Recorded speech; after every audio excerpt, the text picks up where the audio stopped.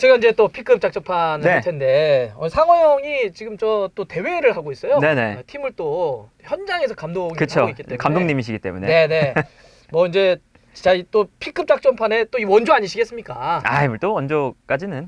네. 그래서 우리 오늘은 페노님을 좀 모시고 네. 저희가 이제 이야기를 한번 해볼 텐데, 아니 시즌 이제 유럽이 개막을 했는데 가장 큰 변화라고 할까요? 아니 이 감독 한 명 바뀌었다고 진짜 팀이 이렇게 바뀔 수도 있나? 네. 싶은 걸 보여주고 있는 팀이 있죠. 그렇죠. 토트넘.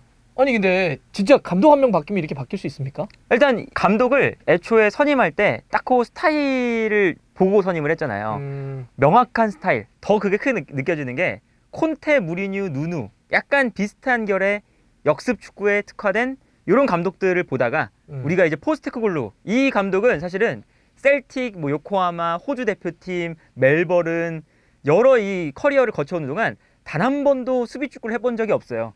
한 번도 한 적이 없다. 그냥 공격 축구의 올인인 감독이에요. 아하. 그러다 보니까 확실히 달라진 게 피부로 느껴지는 느낌이 들고요. 그리고 이제 아무래도 감독이 바뀌다 보니까 선수의 기용법 같은 것도 많이 좀 달라지고 그리고 이제 워낙에 이제 전술이 확고한 감독을 또 선임하다 보니까 더 이제 크게 느껴지는 것 같아요. 근데 얘기를 듣다 보니까 한 번도 커리어에 수비 축구를 안 했다는 얘기를 들으니까 네네. 그래서 대단히 그래서 공격적이구나 이런 생각도 드는 반면에 야, 너 나중에 수비 하려다가 큰 문제 생기는 거 아닌가? 수비 축구를 안 해봐. 내려서 수비를 하다가 그쵸. 그럴 수 있죠. 내가 안 해본 건데 수비는. 뭐 만약에 이제 뭐 맨시티 같은 팀을 만난다. 그러면 주도권을 줄 수밖에 없잖아요. 그렇죠. 그때 어떻게 할지가 되게 궁금해요. 그러네. 그건 궁금한 포인트네. 네, 그때도 전방 압박해서 막 뺏으려고 할 거냐? 아니면 그냥 약간은 이제 인정하고 상대를 인정하고 내려갈 거냐? 근데 포스테코글루 감독의 성격이면 내려가진 않을 것 같아요. 그래서 뭐 그런 이제 아주 중요한 경기들이 있을 때 참 궁금한 포인트들이 있죠. 네. 좋습니다. 자, 일단 토트넘이 내용도 완전히 달라졌고 지금 시즌 초반에 2경기도 무패. 네. 브랜트포드와의 경기는 2대2. 맨유를 2라운드 때 2대0. 그쵸. 이렇게 승리를 했는데 딱 보시기에 토트넘이 전술적으로 가장 좀 변화가 느껴진다라고 하는 거 몇 개만 짚어주신다면? 뭐 기본적으로 가장 달라진 건 수비 라인이죠. 이게 뭐 다이어. 그쵸. 특히나 뭐 지난 시즌만 비교하면 지난 시즌에는 5명 수비를 두고 맞아요. 수비 라인을 깊숙하게 내려서 맞아요. 그러니까 이제 뭐 이거는 결국에는 중앙 지역에도 선수들이 많이 배치가 되고 측면에도 배치를 해서 실점 안 하겠다 였잖아요. 근데 이제는 뭐 포백으로 바뀐 것뿐만 아니라 수비 라인 자체가 매우 높죠.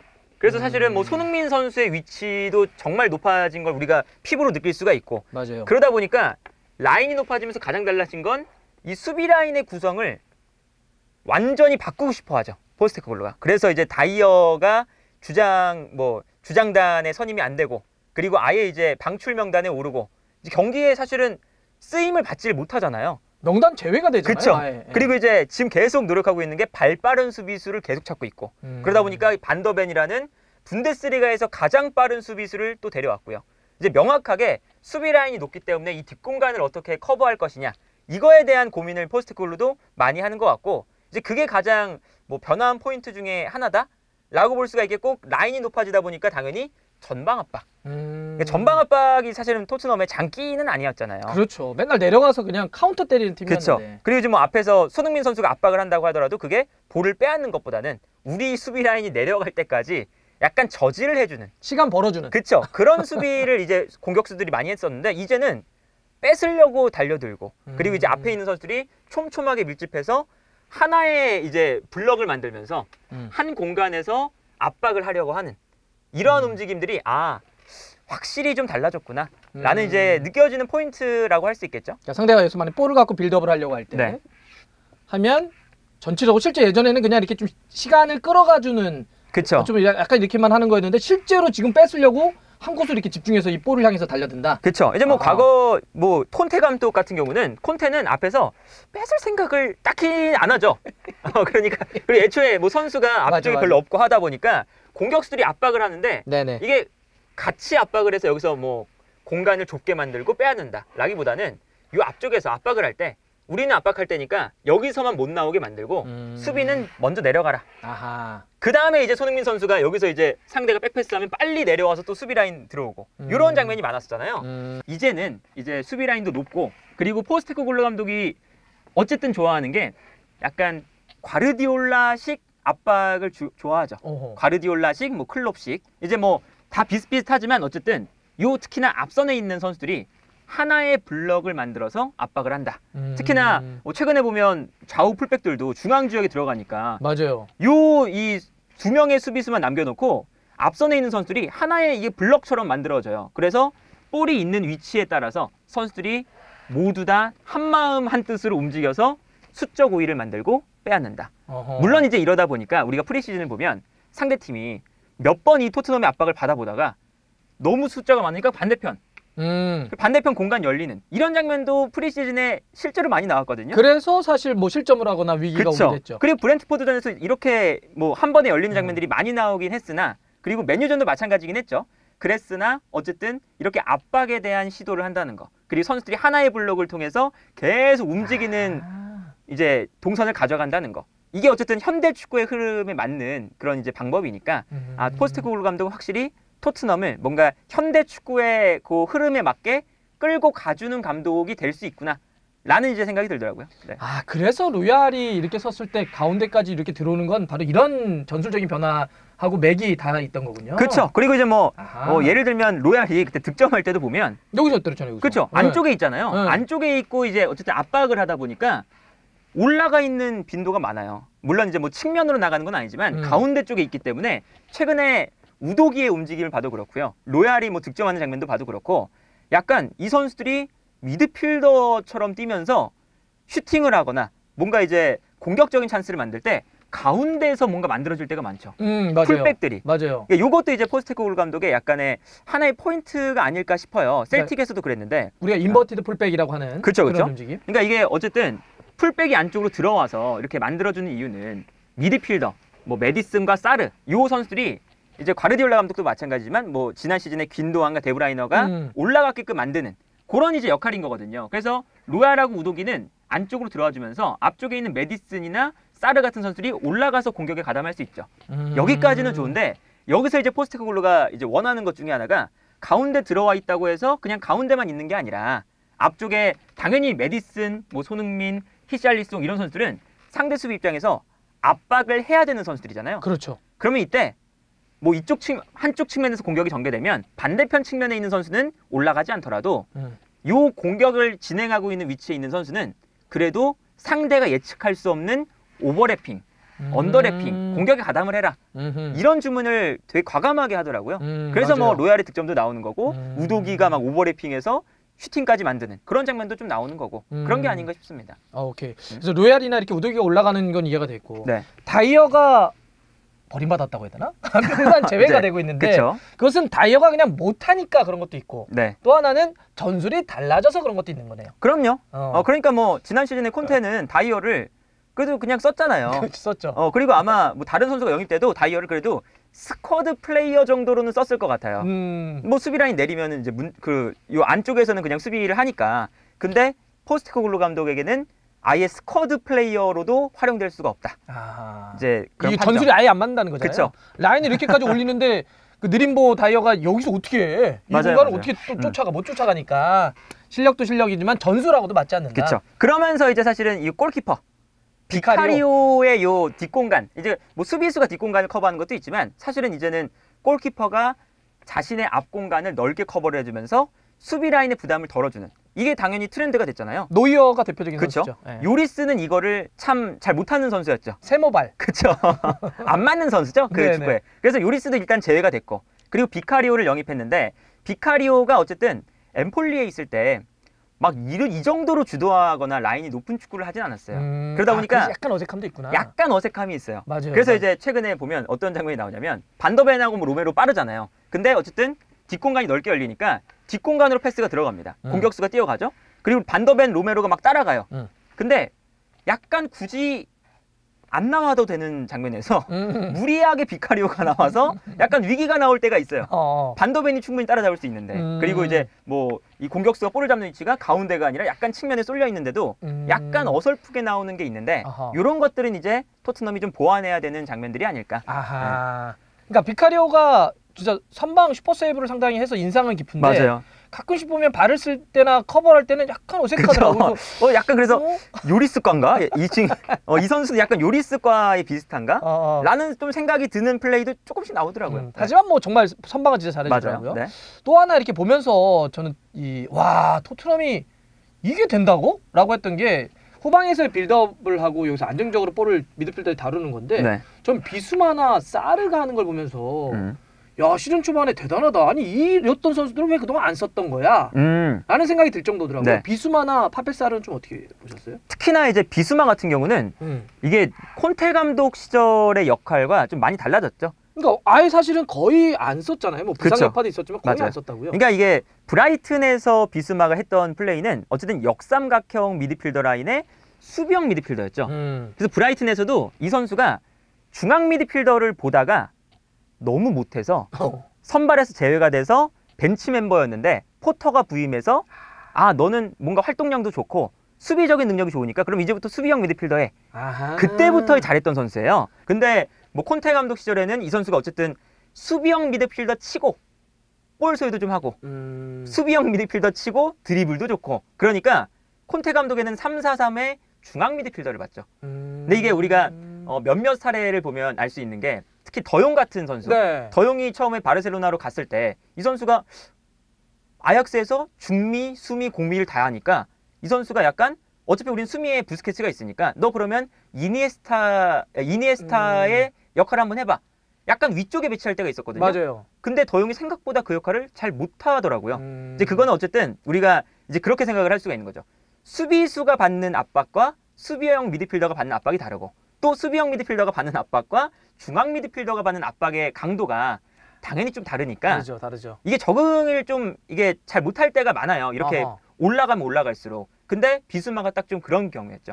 그리고 이 선수가 약간 자기의 이 볼 소유 능력과 버티는 능력이 되게 좋잖아요. 몸이 좋으니까 그 능력을 좀 과신해서 좀 끌 때가 있어요. 근데 이게 수비형 미드필더 쪽에서는 그래도 공격수들이 압박하니까 공격수들이 막 어마어마하게 막 나와서 압박을 하고 이런 게 아니니까 그래도 좀 하는데 중앙 미드필더에 올라가서 그걸 하다가 턴오버가 나오는 장면이 좀 많았죠. 근데 그런 장면들이 이제 좀 내려가니까 없어진 것도 있고 그리고 이제 사르 그리고 지금은 메디슨이 나오잖아요. 이 두 선수도 활동량이 좋은 선수니까 그렇죠. 비수마까지 더해지니까 이 세 명의 미드필더 라인이 중원 싸움이 되기 시작한다. 그게 또 참 중요한 포인트인 것 같아요. 토트넘이 지난 시즌에 약했던 게 세컨볼이 약한 팀이었죠. 그래서 떨어지는 볼에 대한. 그래서 이제 토트넘이 라인을 잠깐이라도 올리면 상대팀이 롱볼을 그냥 앞으로 때리고 수비가 뒤로 물러날 때 여기서 뭐 공격수가 받든 아니면 수비수가 머리로 걷어내면 요 공간에서 토트넘이 볼을 못 가져왔어요. 맞아요. 늘상. 근데 이제는 비수마가 어차피 사르랑 메디슨이 조금 더 위쪽에서 플레이를 한다면 수비 앞 공간만 이제 채워주면 되는 거거든요. 근데 이 선수가 워낙에 뭐 운동 능력 좋고 볼 빼앗는 능력 좋고 뭐 피지컬도 좋으니까 요 앞 공간에 대한 세컨볼 싸움을 최근에 너무 잘해주고 있죠. 그러니까 이 감독이 바뀌면서 비수마에게 맞는 옷을 입히기 시작한 거군요. 그렇죠. 그동안은 갖고 있는 건 많은데 왠지 옷이 좀 안 어울려. 맞아요. 전술이 안 어울려. 이 친구는 이렇게 쓰면 안 되지 했는데 전술이 바뀌고 감독이 바뀌다 보니까 야 비수마 너는 딱 이 정도 수비형 미드필더 한번 해봐. 그렇죠. 그래서 메뉴 경기에서 8번과 8번 상대 브루노 페르난데스를 완전 잡았잖아. 그렇죠. 그 세컨볼 떨어질 때 이 선수가 다 거의 뭐 잡았다고 볼 수가 있겠고 그리고 어차피 토트넘은 라인이 높으니까 상대팀이 롱패스를 줄 때가 많아요. 뛰어들어간 선수한테. 그럼 수비 라인이 뒤로 물러나니까 요 넓어지는 공간을 비수마의 운동 능력으로 채워준다. 요게 토트넘이 수비 라인을 올릴 때 매우 적합한 선수처럼 지금 보여집니다. 그리고 여기에 대해서 최근에 비수마가 수비뿐만 아니라 공격도 좀 하네? 그러니까 미들들이 굉장히 공격 정신성이 강해졌어. 공격도 좀 하잖아요. 근데 그거는 이제 어떤 게 있냐면 이 비수마의 장기 중에 하나가 워낙에 이제 기동력도 좋고 튀어나가는 탄력이 좋아서 공간이 생겼을 때 볼을 끌고 뛰어 올라가는 게 좋아요. 근데 이제 그게 어떤 게 있냐면 본인이 이제 1대1로 수비수를 1대1로 상대해서 막 드리블을 해서 막 나간다. 이런 거는 약간 무리가 있거든요. 근데 이제 앞에 메디슨도 있고 사르도 있고 이런 선수들이 요 앞에 있으니까 요 공간 사이에 있으니까 당연히 상대팀들은 비수마보다는 이 선수들을 압박할 때가 많잖아요. 그렇죠. 공격적인 자원들이니까. 그렇죠. 그러면 이제 메디슨이 약간 움직이면서 공간을 터주면 그 공간을 터줄 때 그래도 비수마가 순간적으로 치고 올라가는 스피드가 너무 좋습니다. 그래서 이런 플레이를 할 때 그래도 비스마가 잘해요. 브라이튼에서도 이러한 역할을 했었고 그때는 앞쪽에 그로스나 메갈리스터 혹은 뭐 카이셰도 이런 선수들이 앞에 있으니까 그 선수들한테 수비가 붙으면 가끔씩 볼을 끌고 전진하는 스피드. 요거를 보여주니까 이제 이 선수가 전진 능력도 뛰어나구나. 박스 투 박스 미드필더도 되는구나. 라고 약간은 이제 오해를 하게끔 만드는 플레이를 많이 하죠. 오해를 한다. 근데 이 선수는 어쨌든 요 압박이 심한 좁은 공간보다는 약간 뒤에서 공간을 좀 보다가 상대 수비가 열렸을 때 치고 올라가는 요 스피드가 좋다.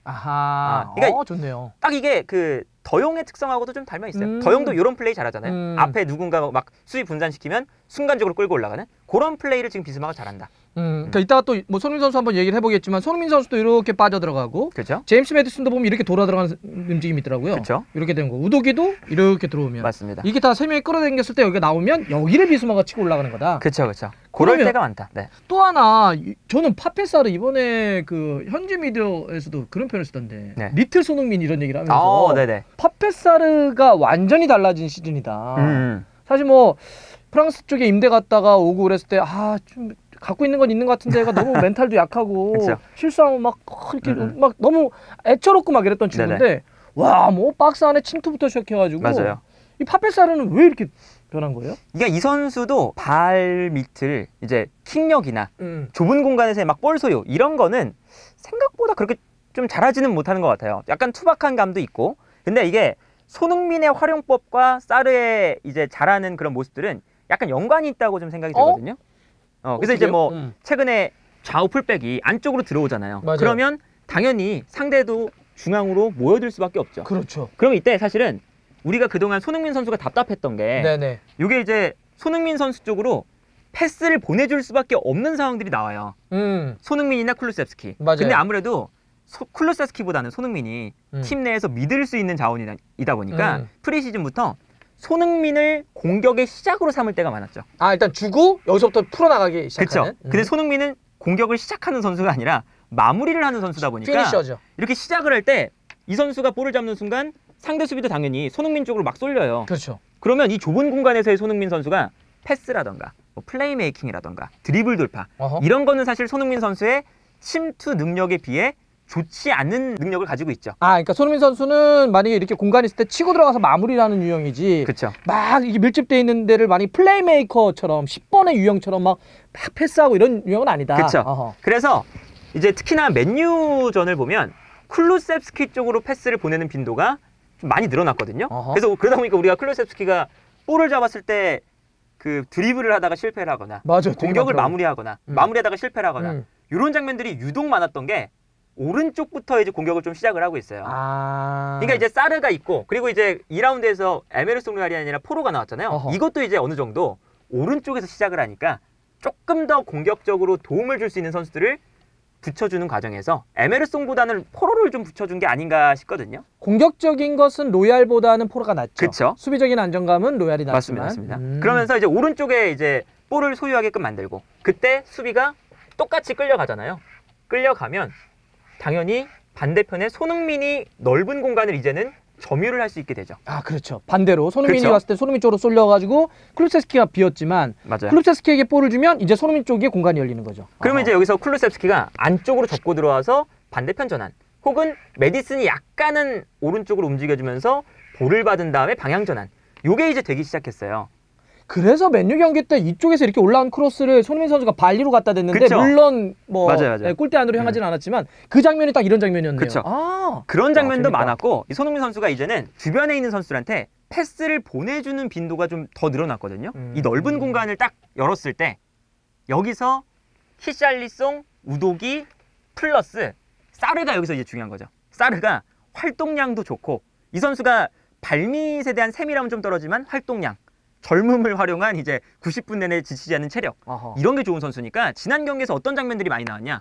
손흥민이 반대편에서 볼을 잡을 때 수비가 급해서 막 달려나오다가 공간이 벌어지고 이때 사르가 오른쪽에 있다가 안쪽으로 들어오면서 손흥민의 패스 이 장면이 많이 나왔죠. 그래서 여기서 결정적인 장면 딱 손흥민 선수가 여기 들어갔던 사르에게 줬는데 이게 골 들어갔으면 맞아요. 그 장면이 딱 그렇게 나왔었고 득점할 때도 사실은 약간 비슷했거든요. 오른쪽에서 시작이에요. 오른쪽이 시작인데 약간 달라진 건 쿨루세프스키가 그냥 치고 달렸죠. 네. 치고 달릴 때 손흥민 선수가 넓게 있다가 안쪽으로 이제 들어왔어요. 들어왔을 때 사르가 오른쪽에서 분명히 있었는데 쿨루세프스키가 크로스를 올릴 때 어느샌가 여기가 있습니다. 그래서 이제 그 다른 카메라 각도 리플레이를 보시면 위에서 찍는 각도가 있어요. 그 장면 보시면 사르가 오른쪽에서 일단은 플레이를 하다가 쿨루세프스키가 밀고 들어가니까 자기가 이 반대편으로 뛰기 시작해요.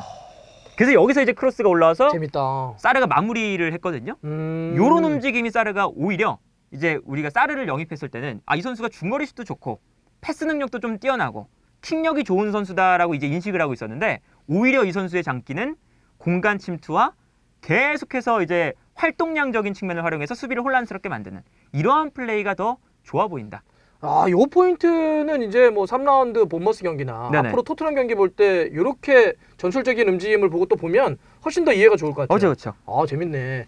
그러면 좀 얘기 들으면서 손흥민 선수를 1라운드 때는 네. 사실은 아까 그랬잖아요. 공격의 시작점을 다 손흥민 선수에게 줬다. 네. 그러니까 상대가 손흥민 선수에게 밀집됐고 그래서 손흥민 선수가 밀집된 상태에서 무리하게 드리블 돌파를 시도하기보다는 반더벤에게 뒤로 내주는 연결들이 많았거든요. 그렇죠. 네. 근데 그러면 2라운드 때는 클롭세스키 쪽으로 의도적으로 많이 하고 포로도 넣었다는 얘기는 네. 제가 이제 궁금한 건 그러면 감독 입장에서는 그래 손흥민 선수의 강점은 다른 거지. 네. 마무리하는 능력이지 들어가서 슈팅을 때리는 거지. 그러면 이거를 극대화하기 위해서 이번에는 클롭세스키 쪽으로 볼을 몰고 손흥민 선수에게 공간을 열어볼까라는 고민이 있었을까요?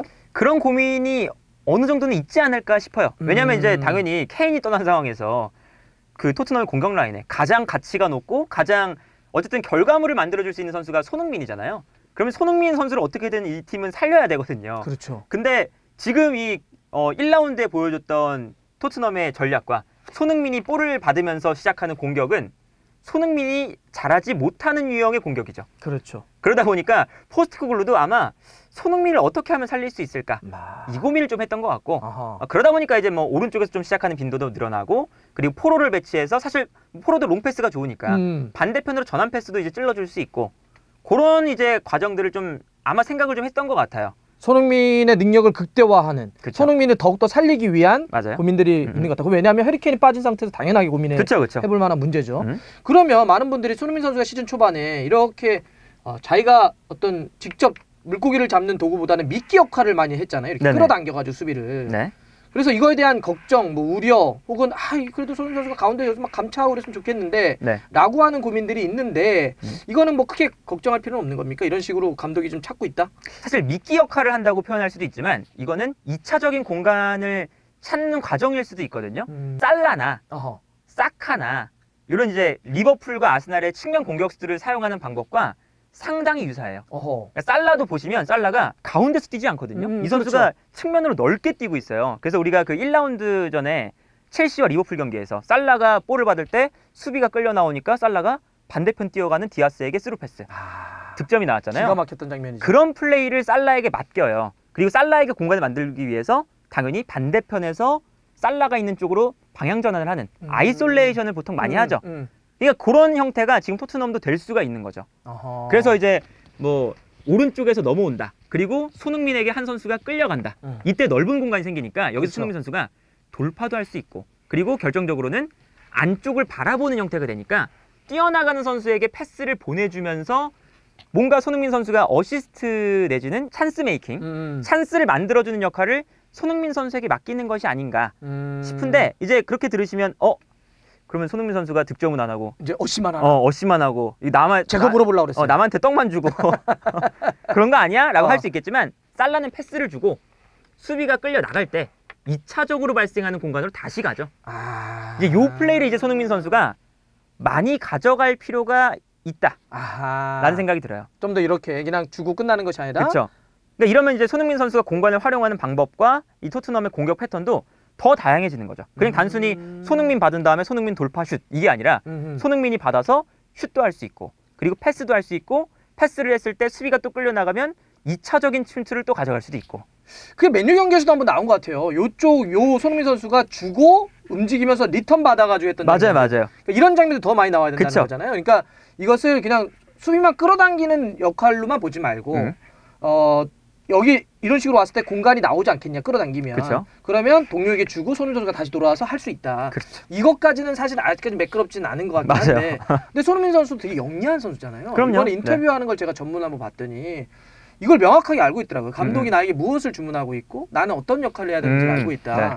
그래서 기본적으로 우리 선수들에게 동료의 공간을 많이 만들기 위한 플레이고 네. 플레이를 드리블을 많이 치기보다는 더 간결하게 하겠다. 그러니까 예를 들면 여기 왔는데 수비수가 왔는데 이걸 막 돌파해서 막 그쵸. 이게 아니라 네. 쭉 끌어당긴 다음에 툭 돌아서 툭탁 이렇게 맞아요. 가능한 네. 아하. 그런 플레이를 셀틱에서도 좋아했어요. 아하. 그래서 그 포스테코글루 감독이 셀틱 시절에 이제 많이들 알고 계시는 이름이 있죠. 후루아시 토고. 그 선수가 중앙에 뛰었던 이유도 딱 그거예요. 어쨌든 누군가 측면에 넓게 벌릴 거 아니에요. 거기서도. 그렇죠. 거기서 이제 뭐 마에다나 이런 선수들이 벌렸거든요. 벌리면 끌려 나오죠. 끌려 나오면 가운데 있는 선수가 크로스를 뭐 박스 안에 들어가서 머리로 하거나 이런 게 아니라 후라시는 작으니까요. 그렇죠. 원래 측면 공격수였고 공간으로 침투하죠. 그러면서 여기서 이제 패스 받아서 득점.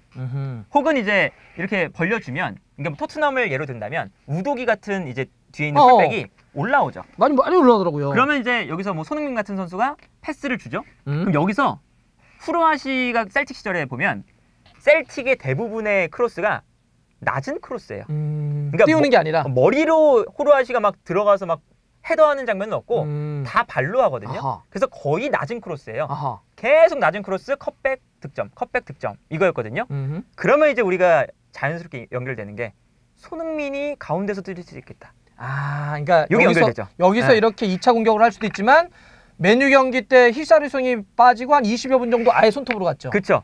그러면 이제 사실은 손흥민 선수가 뭐 당연히 뭐 버티거나 뭐 그런 능력은 히살리송보다는 좀 부족하지만 컵백이 왔을 때 공간으로 침투해 들어가서 득점을 만들거나 이렇게 공간으로 침투해 들어가거나 이런 것들은 당연히 포스테코글루 감독이 지도했던 모든 공격수들 중에 가장 뛰어난 선수잖아요. 그렇죠. 그래서 손흥민 원톱도 어느 정도는 가능해 보이는 느낌이 들더라고요. 맨유전에. 그 형태는 셀틱 시절의 후루아시의 움직임. 그렇죠. 그러니까 장신의 9번이 아니라 맞아요. 움직임을 통해서 계속 사이공간 침투해서 빠를 볼을 받아서 해결하는. 그리고 이제 거기서 또 연결되는 게 일단 히샬리송이 최전방에서 참 못하고 있고 못하는 것도 있고 왼쪽에서 페리시치가 간결한 걸 잘해요. 그러게. 그러니까 윙백 세워놓으면 나이가 있는데 막 왔다 갔다 해야 되는 게 힘들어하는데 그냥 윙으로만 갖다 놓으니까 여기서는 간결하게 하더라고요. 심지어 이게 연계 플레이가 좋고 그래서 손흥민 선수가 만약에 이제 가운데 있으면 오히려 손흥민 선수보다 요 플레이를 더 매끄럽게 하죠. 아하, 페리시치가. 그렇죠. 차라리 사실 윙 출신이니까. 그렇죠. 받았을 때 수비가 끌려 나오면 우도기가 침투하거나 뭐 누가 침투해줄 때 그냥 편안하게 그냥 앞으로 주고 여기서 이제 우도기가 컷백 그러면 손흥민이 안쪽에서 마무리. 요 그림이 손흥민을 최전방으로 배치했을 때 그려질 수 있는 그림 중에 하나다. 야, 이거 아이러니다. 사실 지난 시즌까지만 하더라도 페리시치가 욕바지였잖아요. 그렇죠. 그리고 손흥민하고 공지 어떻게 할 거야? 막 페리시치 때문에 안 돼. 막 욕바지였는데 이번 시즌 이런 전술적인 변화 때문에 페리시치와 손흥민 선수가 어찌 보면 호흡만 잘 맞는다면 굉장히 환상적인 무엇인가를 만들 수도 있다. 그렇죠. 야, 아이러니네 진짜. 그래서 이번 시즌은 페리시치가 나오는 경기도 많을 것 같아요. 그러니까 실제로 그 대신 손흥민 선수가 이제 가운데로 가는. 실제로 이게 전체적으로 이 토트넘의 공격수들의 컨디션을 봤을 때 페리시치가 한두 손가락에 꼽거든요. 너무 잘하잖아요 지금 최근에. 맞아요, 그래서 맞아요. 페리시치를 아마 안 쓸 수가 없을 것 같고 지금 이 정도로 해주면 다만 이제 이 손흥민 선수가 원톱으로 배치됐을 때는 이제 셀틱에서도 그런 문제가 있었습니다. 박스안 경합 능력이 뛰어나지 않은 공격수를 최전방에 배치하다 보니까 공간 침투에 뛰어난 선수를 배치하다 보니까 상대가 그냥 박스 안에 그냥 틀어박혀 있으면 여기서 문제가 생겨요. 그러니까 완전 밀집해버리면. 그쵸. 그러니까 움직여야 되는데 그쵸. 움직이지 못하도록 예를 들어서 막 이런 식으로 해 막. 그러면 이제 갇혀버리는 거지. 그러면 이제 뭐 크로스가 올라오거나 해야 될 거 아니에요. 그치, 이러면 그냥 뚝배기 갖다 놓고 해야 되는데. 근데 그게 안 되니까. 그래서 셀틱 시절에는 후루아시가 그렇게 답답한 경기가 있을 때 바로 빠집니다. 바로 빠지고 우리의 오현규가 들어가죠. 그래서 오현규 선수가 지난 시즌에 교체로 활용되는데 후루아시가 한 6, 70분까지 뛰고 그 다음에 오현규가 뛰잖아요. 맞아요. 이런 이유가 좀 많았어요. 약간 답답할 때 마지막에 이제 헤더를 좀 해야 되는 공격이 있을 때 그때 후루아시 너는 키가 작으니까 이제 나와. 이제 키가 좀 되고 제공권이 있는 오현규 들어가. 요거였죠. 그럼 뭐 이렇게 손흥민 쓰다가 히샬리송 넣으면 되겠네요. 이제 그런 이제 유연함을 또 이제 포스테코글루 감독이 아마 생각하지 않을까. 야, 이거 종합적으로 보니까 이해가 쏙쏙 되네요. 네, 그리고 생각보다 포스테코글루가 그 셀틱 경기를 봤을 때는 너무 비슷한 전술만 쓰길래 좀 딱딱한 경향이 있나? 아, 유연성이 좀 떨어지나? 유연성이 좀 떨어진다고 생각을 했거든요. 근데 이번 그 맨유전에 바로 손흥민 선수에게 좀 공격을 시작하기보다는 마무리하는 역할을 좀 맡기는 걸 보고 아, 약간의 그 유연함과 고민도 많이 해오는 감독이구나. 뭐 그런 생각도 들었습니다. 얘기 듣고 보니까 토트넘 경기에 대한 기대가 더 높아지는데요. 그리고 손흥민 선수도 네. 왜 그렇게 활용하는지, 그쵸. 왜 또 변화를 줬는지도 알 것 같아요. 상호 형 좀 더 쉬고, 네, 이제 우리 패너 형이 와가지고. 이건 저는 이제 이론적인 거고 거기서 또 실제로 하는 것도 다르죠. 알겠습니다. 네. 다음에 해가지고 네. 제가 몇 개인데 더 본 다음에 다시 한번 또 말 들어보겠습니다. 또 이게 이렇게 하고 금요일에 이게 나가잖아요. 본머스전에 질 수도 있어요. 왜요? 본머스가 수비하는 팀이니까 공간이 안 나서 그 브렌트포드처럼 될 수도 있거든요. 그래서 뭐 이거를 너무 믿으면 안 된다. 여하튼 여하튼 이렇게 보고 보시면 네. 우리 이번 주말 토트넘 경기가 더 재밌지 않을까 알겠습니다. 기대해 보겠습니다. 네.